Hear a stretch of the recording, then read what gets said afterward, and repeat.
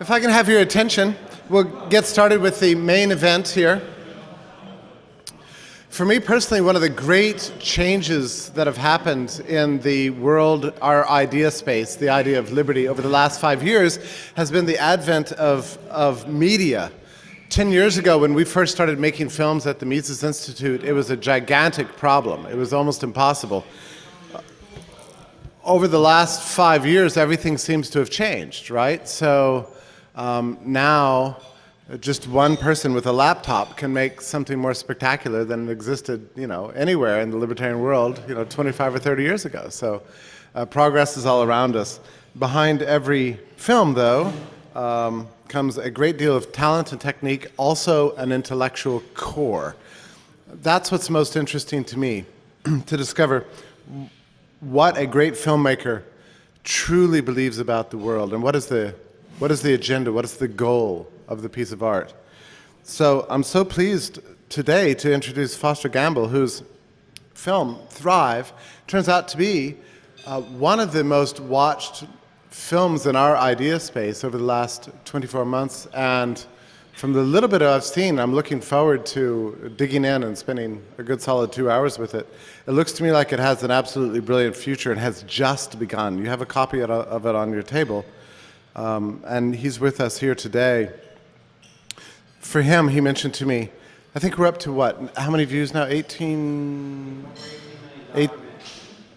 million views, which is just extraordinary in a way. I mean, that's a bigger reach, if you think about it. That's a bigger reach than every freedom-loving person from the 1920s to about the 1950s reached on the whole planet. I mean, that's extraordinary. All with it because of the work of this one man. So he's here to talk a little bit about what went into the film and his own intellectual journey. I'm particularly curious about it because I've discovered in the course of my own life and career that ideas that come fast and easy don't often penetrate very deeply. But if they're the result of a lifetime of exploration and struggle and difficulty, you sometimes end up with something truly profound. I think that's what we're looking at in this film, Thrive. So I'd like to introduce to you its brilliant composer, maker, producer, Foster Gamble.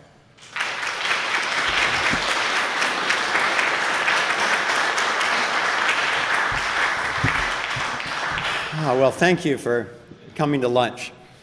I love being at Libertopia. It's particularly kind of ironic for me because last year at exactly this time I was at Burning Man because there was no conflict between the two. That was my first time at Burning Man, and I would say that these two environments, Burning Man and Libertopia, are the freest human environments that I have ever been in.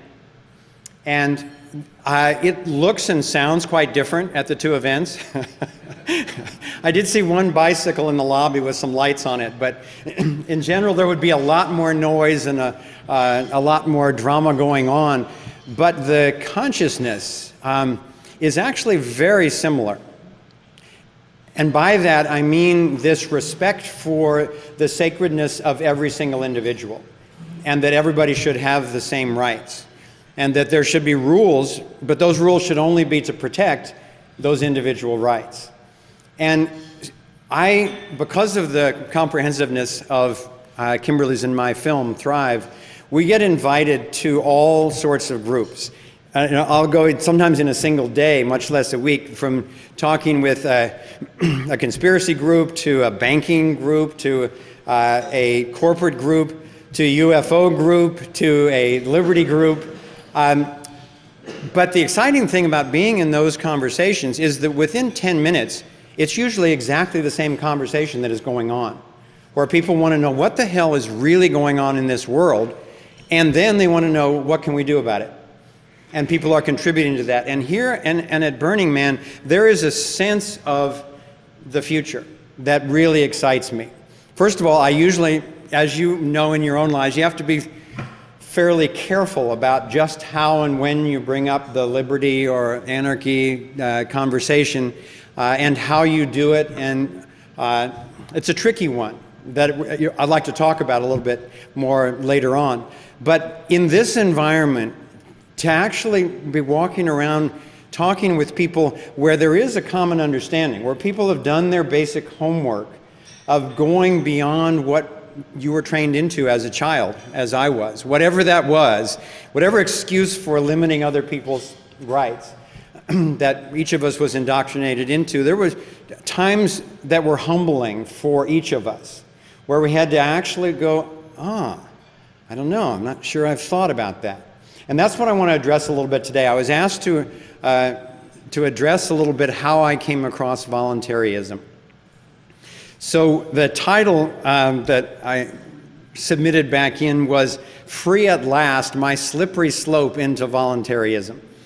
And the most important part of that for me is free at last.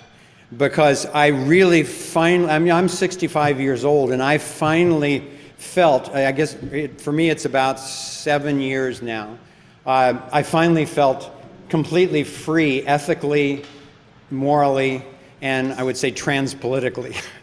And the main person I have to thank for that is my son, Trevor. Those of you who may be in challenging relationships with your kids, and particularly if you find yourself taking the high ground of, well, I've been here so long, and I've learned a lot, and back in my day, and all that kind of stuff, it was really humbling for me and a delight, not always easy, but really a thrill to be woken up right at the beginning of making the Thrive movie by my son to deep aspects of conspiracy, of banking, and ultimately of liberty. And my son is 6'7". He's a professional athlete, and he's also a very gentle, kind guy. But I'd be sitting there opposite him. He sat down with me one day and he said, "Dad, you know, I know you're going to make this movie. I know you've been wanting to make it for a long time. But there are really some things that I think you need to understand if the movie's going to have the impact that you want it to have." And I said, "Really? Okay." And I have a tremendous respect for him. He's a brilliant intellect. And so I said, "Okay, well, what is that?" And so he starts in on the conspiracy stuff. And I knew a lot about basic corruption. You know, I've got friends in Washington, you know, attorneys and corporate people and so forth, who informed me for years about basic corruption. But I didn't know how well it was organized and, you know, by whom and so forth. So he started feeding me books and videotapes and pamphlets and so forth. And that actually went down pretty easily. I mean, it just made sense right away, and I really went for it. Then there was the banking scheme.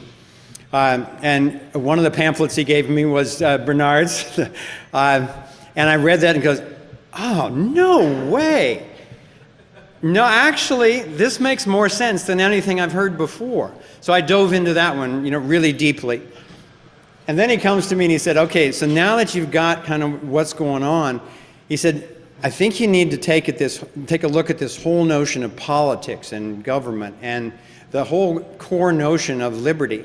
And I said, "Well, you know, I thought I'd been doing that for a long time. You know, I've gathered so much material all my life for this film and everything." He says, "Yeah, I know, but I think you're missing the punchline here." And so we started having intense talks that went on sometimes, you know, till 3 a.m., and they went on for several months. And basically what happened was I found myself kind of in a logical fog, and ultimately experiencing that I was standing on ethical quicksand. How many people have gone through that feeling of, I'm defending something that I'm not sure is actually making a whole lot of sense? Yeah. My guess is probably everyone at this conference has had to go through that place. And there was finally a tipping point where I just said, whoa, you know, what I'm trying to defend, I believe, for a long time. You know, I grew up in Cincinnati, Ohio, in a kind of classic old school Republican family. And I actually had a lot of respect. You know, it was more along the lines of the basic, more like Ron Paul stuff, of sound currency, no foreign wars of aggression, and that type of thing. But it was still very much a Republican environment. And then I moved to California and got immersed in the kind of left-wing progressive politics. And I really liked the sense of compassion that was there. And I just didn't stop to realize that the measure of compassion was the size of government programs. And so my son Trevor starts pointing all this out to me.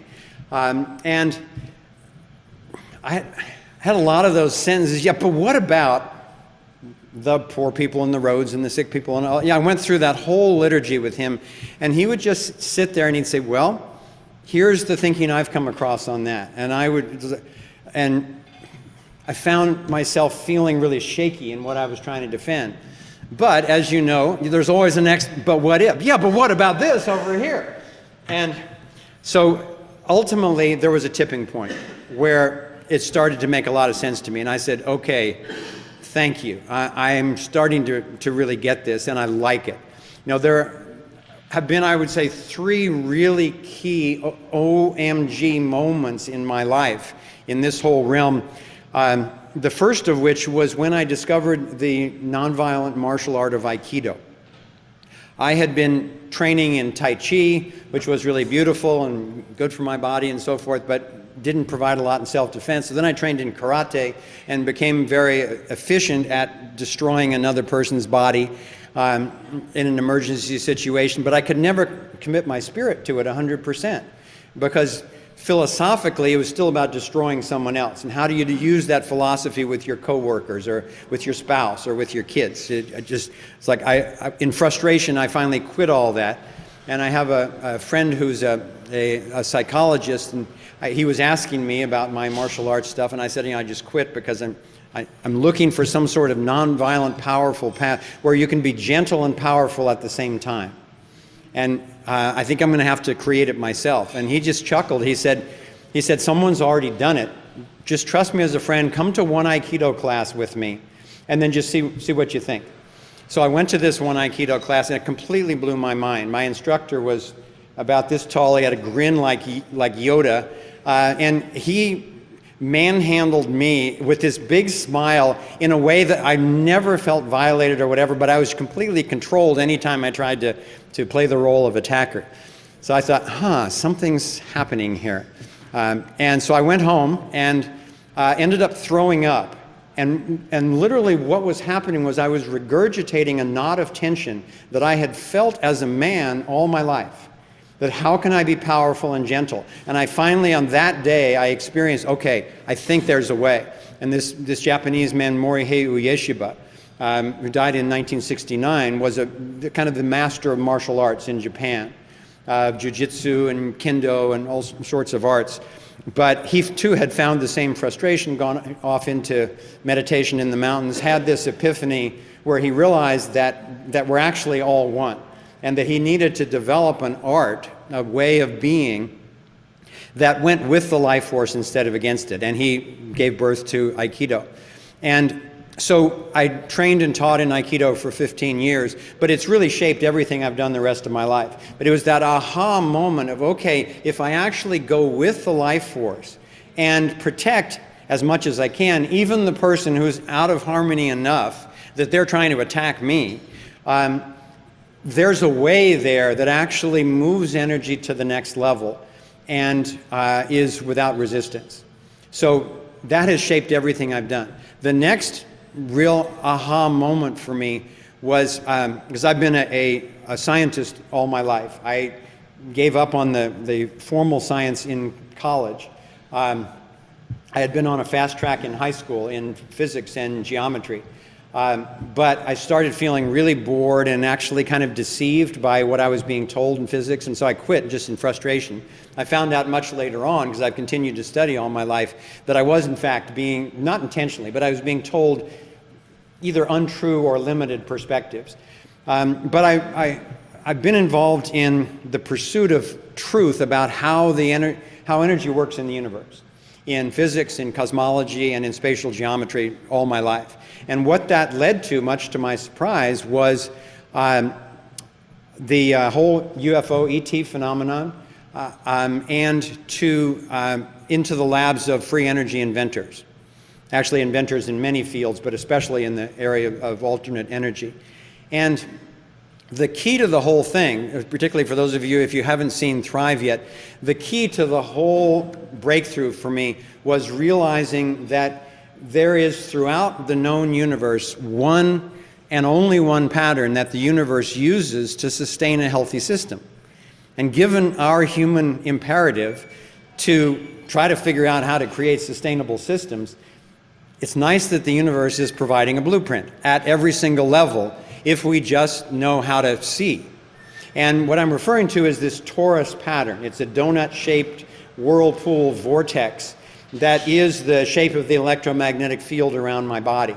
If you could see it, and some people can, but if you could see it, that's what it is. You can measure it very easily. Same thing around your body, but the same thing around every cell in your body.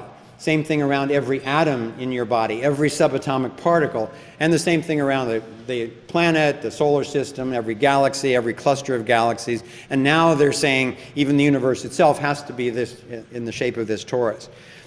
So it turns out that when I was visiting some of these labs and actually seeing absolutely phenomenal energy devices that were tapping just ambient energy, the energy by which our atoms are humming, and by which we are living, and by which the food that we consume is getting its energy. When I saw these devices, I saw that every single one of the successful ones had in common that they were somehow mimicking this toroidal form. So the recognition of the form is important, but what is really key is aligning with that form rather than violating that form. Because the traditional macho ways of getting energy are burning things, or crushing things, or fusing things, or fizzing things, or cleaving things, or exploding things, and then controlling it. You know, does that sound kind of familiar in other realms, whether it be education, or media, or governance, or whatever? So once I was in the presence of these alternate energy devices, and it makes you weep when you realize, okay, this is not some pipe dream. This is real. I'm actually watching this little thing. Somebody went like that, and now it's running on its own, giving out plenty of energy. And when you plug something into it, it just goes, wah. And when you plug something else into it, it just goes, wah. And they're calling them load-following devices. They just listen to how much you need and give you that much automatically. It's actually quite an abundant and benevolent universe that we live in, and we're starting to get the technological validation for that paradigm, the proof of not only principle, but the prototypes and working devices are out there. And of course, as you probably know, they're being brutally suppressed by the people who want to control other people's lives.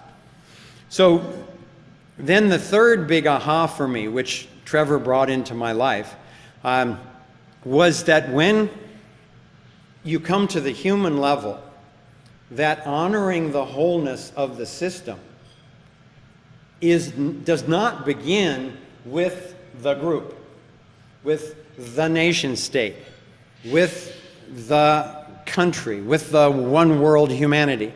It actually begins with honoring what's real in our experience, which is the individual. And once I got the parallels to the physics and the martial arts experience that I had, I realized, oh my God, this is it. This is actually what I've been looking for my entire life in terms of what could free up our experience of security, of prosperity, and fundamentally of love. You know, love for me is not just some, well, you know, I really used to love her, but now I don't love her anymore. I love this person more than that person. I mean, that's fine, but I wouldn't call that love. For me, really the experience of love is the alignment with the natural flow of energy in the universe, whether that be physical. You know, you try walking around like this for an hour, you're going to be in pain and isolated. You'll just naturally come back to, oh, okay, that feels better. And oh, now I can breathe.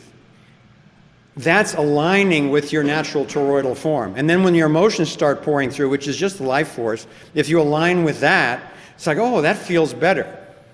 To allow the emotions to flow through responsibly. Don't take them out on someone, but recognize them, experience them fully in a safe environment so that they free you up rather than locking you down.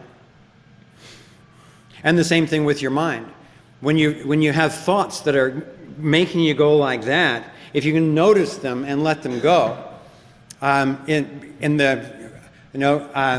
that Clyde back there is a teacher of TM. It's that experience of aligning with cosmic consciousness, where you can allow these thoughts to flow through, and then choose to use the ones that feel useful and true to you, but not force them and not resist against them.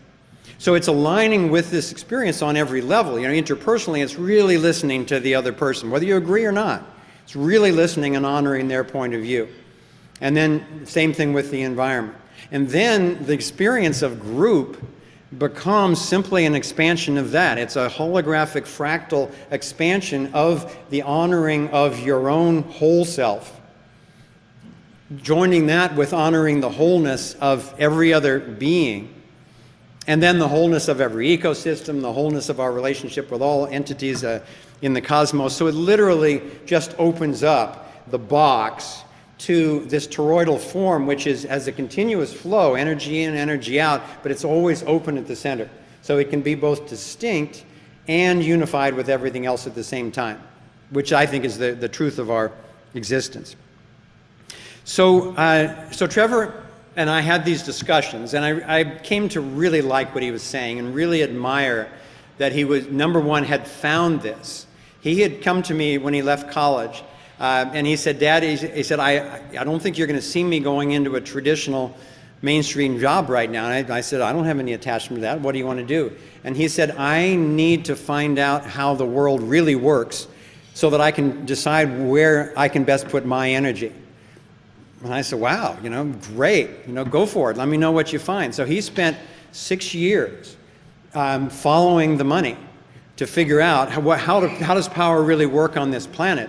And then he spent 4 years doing that, and the next 2 years writing a book. And I'm happy to let you know about his book. He tends to be kind of shy about letting people know about these things, but it's called The Secrets to Nonviolent Prosperity, The Principles of Liberty. And it's a great compendium of not only the principles, but responding to the what-if questions and so forth. So it's available on Amazon and the Kindle version and so forth. So I highly recommend that. And once he started to make such sense to me, once I started to open up to how much sense he was making, I said, okay, well, you know how I like to do my research, so who do you recommend? So I just, for the next 3 years, just devoured Bastiat and Mises and Rothbard and Hazlitt and Boaz and Hoppe and all these amazing folks. And then, most recently, I want to acknowledge the influence of Stefan Molyneux on me, and also of Larkin Rose. I just admire those two tremendously. Very different styles, but really important thinkers and communicators in the movement. So I want to take a little bit of time today to talk about how Kimberly and I see that we might be able to effectively help contribute to this movement, to the Liberty movement. Because I am completely unabashed at saying that for me, the understanding of core ethics and ultimately moving to voluntarism is the single most important conversation on planet Earth at this time for the survival and thriving of humanity. And I've done a lot of research on a lot of things. I don't say that lightly. But those of you who have seen Thrive, the punchline of the entire thing is that the core what we call navigating insights. Because I've been all over the world my entire life finding the smartest people, the wisest people, most insightful people I could, and then gleaning from them their best insights.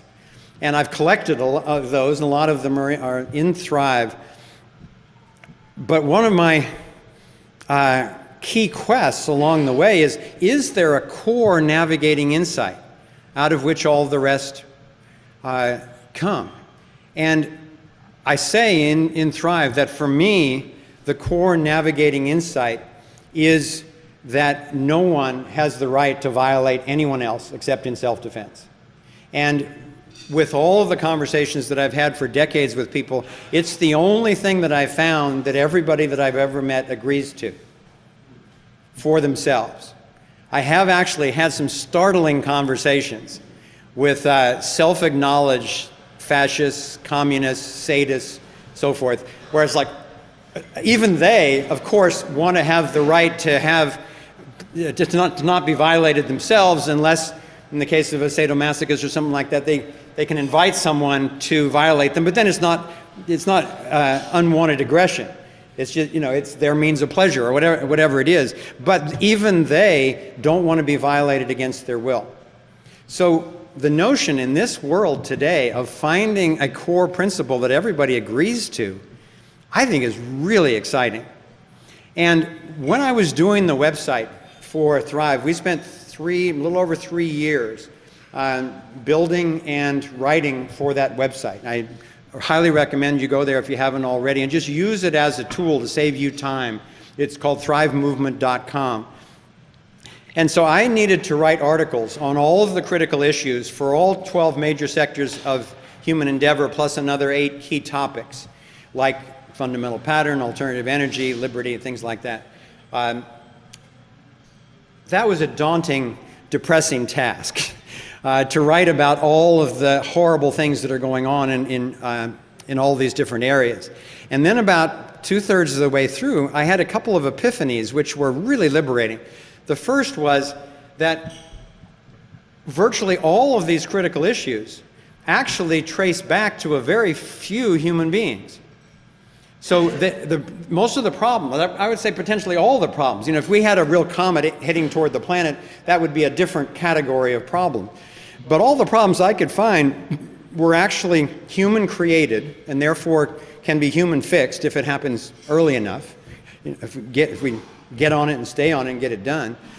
But also it's actually a very small group of human beings. When people look at the news and think that that's a reflection of real humanity, it's not a reflection of the human beings that I know. Most of the human beings that I've encountered all over the world would literally give you the shirt off their back in a storm. And you see evidence of it all the time. You're not going to hear it reported much in mainstream news because that's not their purpose, to inspire us about the potential for mankind. But it's simply the truth of what I have experienced. The fact that we do have so many psychopaths and sociopaths in society means, as many of all of you have pointed out in your works, that we can't have a system run by those people where the system literally promotes the psychopaths and sociopaths into the positions of leadership because they don't have a conscience, they'll sell out anything for power and so forth. So as I was writing all these articles, I started realizing that, because in addition to each of the critical issues and our vision for the future, we lay out potential solution strategies for transforming all of them. And as I was writing them, and I realized that always the punchline was liberty.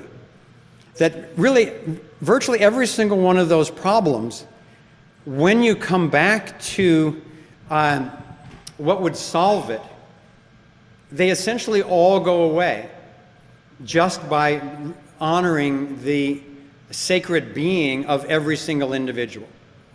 So if we have that core navigating insight, which virtually everyone that I ever talk to agrees to, but then if the next sentence I say is, yeah, but then our government is literally based on stealing people's money to keep itself in power, then they come in with all the excuses for that and so forth. But if you really stand back and see that everybody agrees about this non-violation, and yet a very small percentage of human beings on the planet actually understand that our systems are all based on this violence. So that's why it's the most important conversation to me of all, because the pollution on the basis of violation of individuals becomes a personal liability issue to be prosecuted. And if the people responsible for that were prosecuted, it would turn around very, very fast instead of buying their way out with cap and trade and all that kind of stuff. And that's really true for every issue. Okay, then we got the pollution that, that's coming from the oil. We got to burn this oil because we got to have the energy and all that kind of stuff. Well, if these inventors were simply not violated in bringing their genius out to the world, making it accessible to everyone, think of all those problems that go away. The pollution goes away, the fighting over, other people's oil goes away, and on and on and on.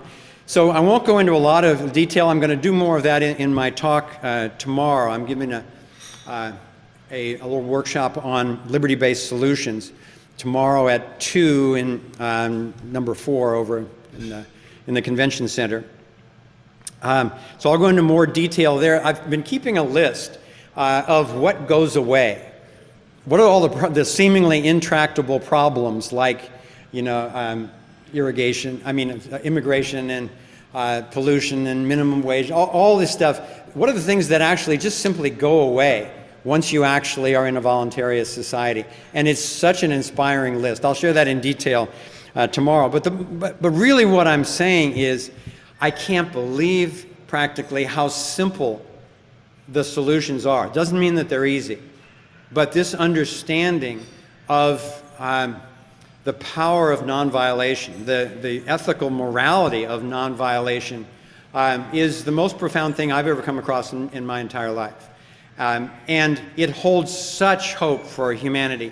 And I think it's probably not just a coincidence in the cosmos that we have now developed the weapons where we can destroy life as we know it on the planet, in a matter of minutes. And at the same time, large numbers of people are waking up very fast to this notion of nonviolation. And to me, the understanding and the living of nonviolation is an absolutely core part of what the consciousness movement or the transformational and spiritual movements would call enlightenment. And a lot of people that I talk with in the transformational movement, their answer is, well, we just got to get everybody enlightened. And I'm thinking, well, given the problems that we have right now on the planet, what do I really think are the chances that we're going to get everybody enlightened, whatever that means to each person, in time to keep, World War III from destroying everything, or we end up in a global police state? But where the link up has happened for me that I'm finding to be useful for a lot of people, which is that we don't need to have everybody enlightened.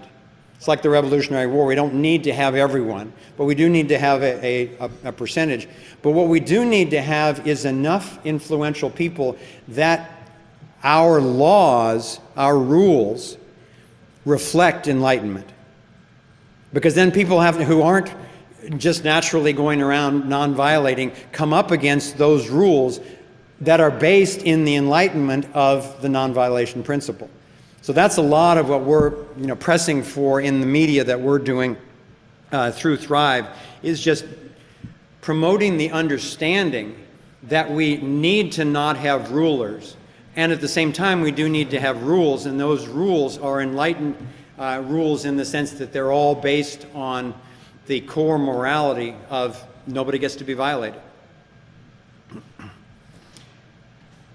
So let's talk for a moment about the transition, because this is something that Kimberly and I feel that the Thrive movement has an opportunity to make an impact with. Because I was thrilled when I read as much as I could from all the liberty thinkers about the logic, about the morality, about the ethics, and about how the world could be and how it could operate. I was hardly able to find anything about how to get from here to there. When I read Rothbard, I was thrilled to hear him say, well, we need to keep the goal in mind and not create any new violations along the way, but realize that we may need to compromise in the transition to that. And I think that makes a lot of sense. And that influenced our last chapter of Thrive a lot, where I described that we propose, I'm have done a lot of projects, created a lot of businesses in my life, and Kimberly is a phenomenal producer and entrepreneur herself. We both know a lot about what it takes to get from here to there. So what we're wanting to communicate to people is, if you're going to set out of San Diego Bay in a boat to sail to Hawaii, well, you better know where Hawaii is, because otherwise you're apt to be out there pretty soon with no food, and no protection. And so it really helps to have a destination, and then to work backward from there. Okay, we're going to need these provisions, this type of boat, we're going to need this kind of navigation, skills, and help, and all that kind of stuff. So for me, the discovery of voluntarism was finally, I feel absolutely centered in the goal, in the destination. And as I travel around the world, with, being with lots of different groups of people, I feel this absolute sense of peace about people can ask me anything, they can challenge anything. If they've got something I haven't thought about that is useful, great, I get to learn from it. I love that. But meanwhile, I feel like I finally found my center ethically, where there's nothing to be challenged anymore. There's lots of practical things to talk about how do we get from here to there. So we proposed a business plan, basically, a very general one, but we proposed 3-stage solution strategy. And actually it's more like 3 tracks, because they all start simultaneously. And then track 1 will end, but track 2 will continue, and ultimately track 2 will end, and then we'll be in track 3. And what we recommend is that stage 1, while we're heading toward voluntarism and creating no new violations, is honoring the ethics, the intentions of the best of the progressive movement, which is basically taking care of those most disadvantaged with other people's money. Not a good long-term strategy, but in the beginning, there are literally millions, hundreds of millions, billions of people who are really struggling. It's like if I cut my thigh, I would have to spend a lot of attention on my thigh, because it's part of me to keep the whole thing from dying and not to be just completely consumed by the pain. So in our sense of interconnectedness, we think that it makes a lot of sense, while we're transitioning out of taxation, to take the taxes that are going to the Federal Reserve, get rid of that completely, and then cut the military budget in half. So you've got plenty of security, you still got spending more money than the whole world put together. You'll be fine protecting yourself. It won't be as easy for imperialist wars of aggression, but that's the point. But anyway, that frees up literally trillions yearly to spend on the transition. So you can actually help those for a period of time. You actually publicize it. Okay, for a certain period of time, we're going to help those who can't afford health care or don't have housing and so forth. We're going to help, maybe it's going to be 8 years.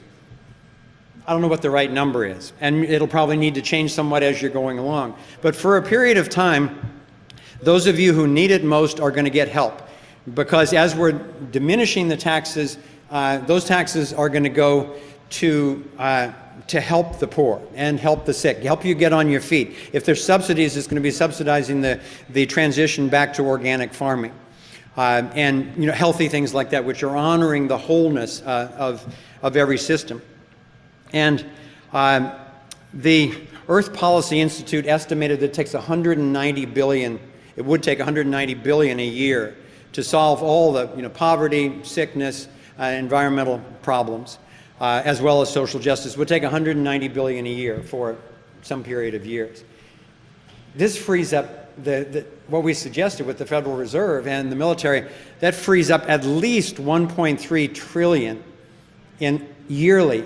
So that would not only take care of the United States, that would take care of the whole world. So remember, we're talking very openly to the public about this is just an interim transition stage. So don't count on being on welfare the rest of your life. You get some assistance if you need it to get your act together. But you better be looking to how to get your act together. And then as that's tapering down, Meanwhile, we've started shrinking government, shrinking taxes, and this is more along the lines of Ron Paul or Michael Badnarik with the minarchist notion of small government that's really being responsible. It's protecting individual rights. It's making sure that there are sound currencies, and to whatever degree there is a commons that needs protection, and while we're figuring that out, then that happens also during that period, that track 2. I'm quite convinced that we're going to end up as that happens, and I say as rather than if, because I'm not sure we're going to make it as a species if we don't actually do this sort of thing. As that's happening, I think that as government is shrinking down and more private enterprises, including security and insurance and justice, dispute resolution organizations and so forth, are having to compete successfully in a free market situation based on their proven track record of non-violation, integrity, non-breach of contract, all that type of stuff. I think that the populace is going to see that there's going to have to be one damn good reason for any type of government activity after that, and we'll see. I think by that time so much creativity will be unleashed that that it'll just be obvious that free market is going to handle things as long as there are justice systems with integrity based on non-violation. And I want to come back to that in a minute, because it's my major area of questioning is around the commons. That one of the reasons I'm here for this gathering is it's really a thrill and very empowering for me to be with this kind of brain power and this kind of morality, and to be able to not just share what I already know, which I hope is of value, but not that interesting to me. What I really like talking with you all about the things that I'm wondering about, and I get tremendously empowered each time I'm with a group like this. So the title of our movie is Thrive, What on Earth Will It Take?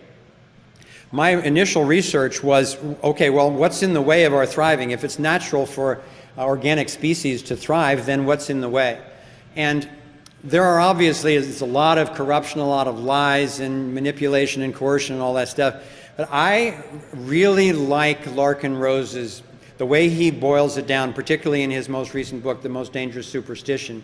If you had to boil it down to one thing, that it's the mass hypnosis, that it's the belief in the notion of authoritarian power to begin with, that is the major thing that's in the way. Because as people wake up to that, then those in those positions of power lose all their power. It's like you're in this pyramid, and if the people on the bottom, run away, the top of the pyramid collapses very quickly if the people on the bottom don't believe in holding those people up. So, so then when we ask ourselves, what will it take? I think that it will take a recognition of the core principle of non-violation, that it will take a vast educational and media education process worldwide on the principles of liberty, on the logic, on the ethics, the morality of having the conversations. The one that I had with Trevor, and each of you, I'm sure, has someone who played that key role. If they sat down and hung with you long enough that you started to, it's like riding a two-wheeler, you finally got the balance of this moral compass. And one of the things that we're going to be doing in Thrive is encouraging and supporting major media efforts. Not only writings, books, DVDs, websites, and so forth, but we are currently being promised, it hasn't arrived yet, but we're being promised major funding. And we want to help disperse that funding to many projects in all 12 sectors, but especially and urgently into the liberty sector. And not just the kind of media outlets that we've been talking about, but I want to see a global public relations campaign for liberty. I think the only thing in the way of that is funding. The knowledge is there. There's so many talented people who know how to present the the notions, especially in a question-led, really inviting format. And I know I've been working some with Larkin and with Stefan, and Larkin, I don't know how many of you know this, but he did 2 workshops recently that he was ecstatic about. It was the first time that he spent an entire day with a group of people, most of whom were not liberty savvy before they started, and totally on board by the end of the day. And he said there was no resistance, no conflict, no adversariality. And so he called Kimberly and me to tell us about this, and I said, how in the world did you do that? Because he said, I think I finally found the Aikido of liberty. So he sent us his course outline, and we Skyped with him for about an hour and a half, and he described the whole thing. And I said, listen, I want to send you a black belt because I think you have found the Aikido of liberty. And it's, I won't give away his work, but it's fundamentally based on spending the entire first half of the day on values and really finding a common foundation in shared values. And once that's there, then bringing up one topic at a time, whether it's parenting or education or the banking system or the media or whatever, and saying, okay, how does this stand up to the values that we've all found that we share? And at that point, he said, people are like, oh, wait a minute, that's not what we want at all. Then you're on the same team exploring ways to actually have liberty-based solutions to each of those issues. So we're exploring with him various ways to do that, whether it's a play, a book, a DVD, but especially an online interactive web experience where you can interact with this electronic sort of workshop leader, and depending on your answer, you get sent down different logic tracks. But it's all done in a very user-friendly and very rationally coherent way. So that's just one small example. I know John Raffanello is doing fabulous things with Liberty Edutainment and so forth. I think this is the main story on the planet for the next 50 years. And it doesn't have to be, grueling. It doesn't have to be full of resistance. It doesn't have to be just some ivory tower intellectual activity. It can be fun. It can be really bonding with people. I've had literally thousands of individuals and families have written and come to Kimberly and me and saying, thank you for finally resolving our family disputes that we would have every Christmas and every Thanksgiving. Where the right-wingers and left-wingers would come together, everybody would avoid politics for a while, someone would make some comment, and all of a sudden it was like, ah! And to finally have something that was coherent and informed that transcends that politics is such a huge relief. We've traveled over 30 cities, packed houses everywhere, and when we start talking about the liberty, about transcending the political polarity to liberty-based solutions, people stand up and just cheer. And this is the fractal that we're getting to experience that you don't see in the media. And you might not see it, in your local neighborhood or people you're trying to talk to. But this is happening all over the world. Particularly, we get these touching emails and Facebook posts and so forth from like college students in Iraq. And Iran. In Iran, they're saying, please hurry with the free energy thing. It's our only way out of being bombed. In Greece and in Iceland, thank you for finally some coherent information about how our country, how our economy just got destroyed. So my main message with this part is that people are waking up beyond what you can possibly imagine, beyond my imagining. Every day, it's like Kimberly and I look at each other like, oh my gosh, it really is happening. So I want to take the rest of the time to interact with you a little bit and hear some questions and your own thoughts. But I just want to finish by inviting you to come to the workshop tomorrow, and then I'll also be on a panel with Bob Podolsky and Mike Bednarik and Clyde Cleveland, where we're going to be talking about the Titania Project, which is one of many brilliant expressions of how to bring the liberty ethic into the world. My talk is at 2 tomorrow, and then I believe 4 o'clock in that same complex is that panel. I guess what I want to finish with is to come back to this point about love. because I really do believe, as I say in the movie, that I think that's what we're here for. I feel like my mission here on this planet, this time around, was to learn how to love. And that never, the limits of that never stops, as far as I can tell, in terms of possibilities of learning skills and awarenesses. But really this core ethic of loving every other being by not violating them, I think is the turning point in human history. It is the key to surviving as a species and then thriving on a healthy planet. And I just want to say that getting to be with the pioneers in the most important movement that I know of, like this, is so inspiring. Kimberly sends her love. She was really sorry she couldn't be here. So I'm representing both of us and our whole team, just expressing my gratitude for everything that every single one of you is doing. We were just sharing around the table where I was sitting for lunch, and hearing the contribution that each person is making uniquely is what inspires me the most, because I know this freedom thing is messy. The transition is going to be messy, and it's going to take every one of us, but it's not taking every one of us doing obnoxious chores. It's taking every one of us doing exactly what we're called here to do, and then knowing that all the other tasks are being handled by people for whom that's exactly their calling. And as we meet each other and stay in touch and collaborate, that's the organization that I think is needed to actually transform the world. So I appreciate your attention. I want to open this up for questions and find out what you're thinking about especially. Yeah. Yeah, I find it pretty exciting about the educational aspect of what you're talking about. And looking at some of the trends, there are online schools springing up, like Tom Wood's school on the internet, or Ron Paul's school on the internet.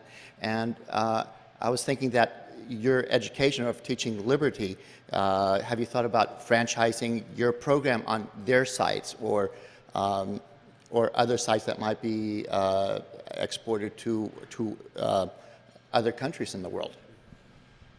Well, that's a great idea that we'll definitely be exploring. We are going to be launching Thrive TV, which will start online. And it's fundamentally intended to be a media portal based in this conversation, and then showing how it shows up in all of the different sectors of human endeavor. And what I'm going to be doing is conversing with people who are really at the cutting edge, making a difference in all sorts of fields, and not whom I necessarily agree with 100%, but I really respect what they're doing, and I recognize that they're capable of having a really constructive and respectful conversation even when we disagree. And so we're essentially inviting the world into the think tank that's going on through Thrive anyway. And we've been invited to share that content with a number of different TV stations, including David Icke's People's Voice and several other ones that are springing up. We would be honored to be a part of the Ron Paul program and so forth. So I think what's happening in media is absolutely thrilling. It gives me a tremendous amount of hope, because you can see, just as the traditional newspapers are fading away, the traditional networks are fading away, and people want some real reality instead of what they were calling reality TV, and it's coming. It's coming really fast, and it's coming really pure in a way that's exciting to me. Let me mention one other thing. I touched on it before. The biggest area of questioning for me is how do you organize our relationship to the commons? And even defining what the commons is a tremendous challenge, and it's a moving target, because it used to be that frequency bands were a major part of the commons. How do we share those few radio and TV frequency bands and so forth? And now with fiber optics, it's getting to be a moot point, because they're going to be basically an infinite number of channels to communicate on. I know Kimberly and I live in Santa Cruz, California, and we've got a well. And our well goes down 1,300 feet into the aquifer. And if we just kept running that thing all day and all night and sold that water to somewhere else, we could drain that aquifer, theoretically speaking.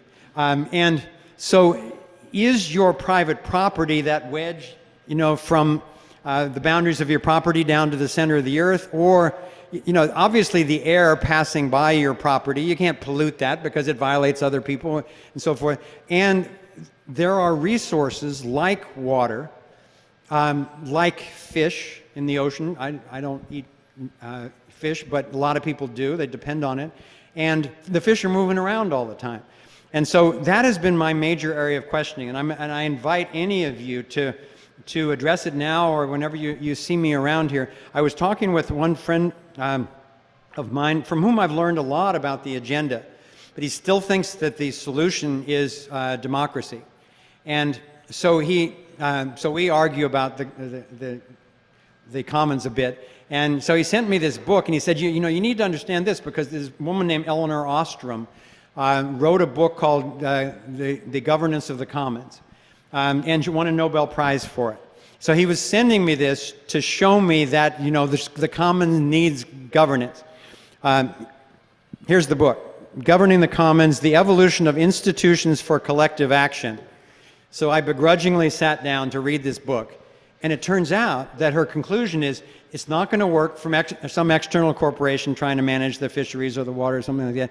It's not going to work with the state. It actually needs to be groups of individuals with vested interests in relatively small groups actually coming together and coming to unanimous decision, a lot of like what was just described in the Titania project. So even that helps me in terms of the dynamics, but it's no final answer, because because if water's not a private property, if fish are not a private property, then how do we organize around handling it? I think the answer is self-organization according to certain principles of non-violation and complete communication, rather than imposition of the state. But it's still really an unknown question to me. John, did you have some? Yeah. I think I'm totally thrilled with what you're doing, as you know. I think one of the main focuses that is not being really looked at is bringing people to an awareness that the quality of their life is proportional to the quality of everybody else's life. If you take these powers that be, if they can be brought to an awareness that their life is going to take a quantum leap when they support the freedom of every man, woman, and child, that's where it's at. I've taught kids to discover that the quality of their life at any given moment, the clothing they're wearing, the shoes that they're wearing, is determined by their contribution to everybody else. When you harm somebody else, you harm yourself. Now, that's a philosophical principle. If you don't get an actual visceral, day-to-day, ongoing awareness where it's discovered every single day. And that's, I think, kind of the media programs that we need to address, where that's discovered over and over and over again. Thank you very much. One of the things that I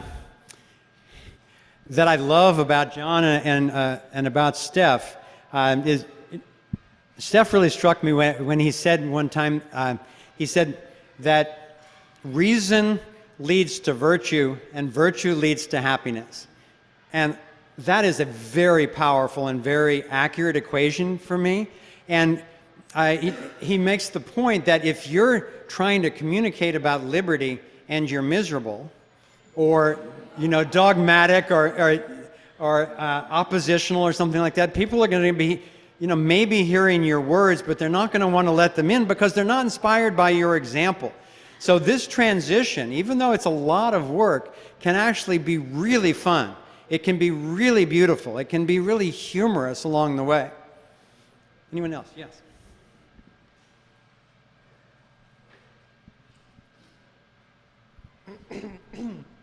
Sorry, when you mentioned that during the transition you thought it would be a good idea to use taxes to help those in need, I had a strong negative reaction, and so I wrote a note on my phone To put it into words, lead by example. The compassion in a progressive is not fake, but it is repressed underneath the facade of power represented by tax-funded charity. This prevents them from expressing and therefore strengthening their efforts to be active in the effort to care for the disadvantaged. We should appeal to all goodness in everyone by suggesting that they will be more capable of leading by example without coercion. Leveraging the existing coercion violates the idea that we must take care of the means in order to get the end to be a pure and self-sustaining benefit, which is from Gandhi. Okay. Great. Well, thank you. Yeah, this is one of the trickiest areas of all, and another one that is not a known quantity for me. This is what I want to be in conversation with people about, because what I've found a lot is that there's so many brilliant ivory tower philosophers in the liberty movement who basically don't want to engage in anything except the pure rationale or the talking about the how it could ultimately be. But I would bet you that tomorrow we'll still have taxation. We got to, so Obama can do his Syria thing. But I would not bet you that 50 years from now we have taxation. So Mike Bednarik inspired me one time. I listened to a debate that he had with Steph about minarchy and anarchy. And he said, Mike said at one point, I really see what you're saying about anarchy, and you're not going to get there except through minarchy. And that was a really important comment to me that has helped me understand the transition of, as much as I don't like it, it's not going to be stopped tomorrow. So I think that for me, the key is having the conversation that, okay, we're going to be decreasing taxes by 10% for the next 10 years. So 10 years, it's all gone. So it's all within the context of this has to stop. So how do we use it while we're shrinking it down, how do we use it?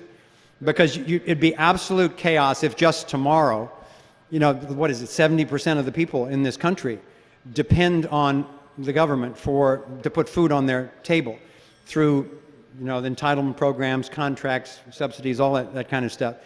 While that's changing, I think a business plan to actually do a harmonious transition that gets people aboard with the goal, but also with the transition, will really empower those who want to be involved in something like that in the liberty movement a lot, as difficult as it is to go along with another day of theft like that.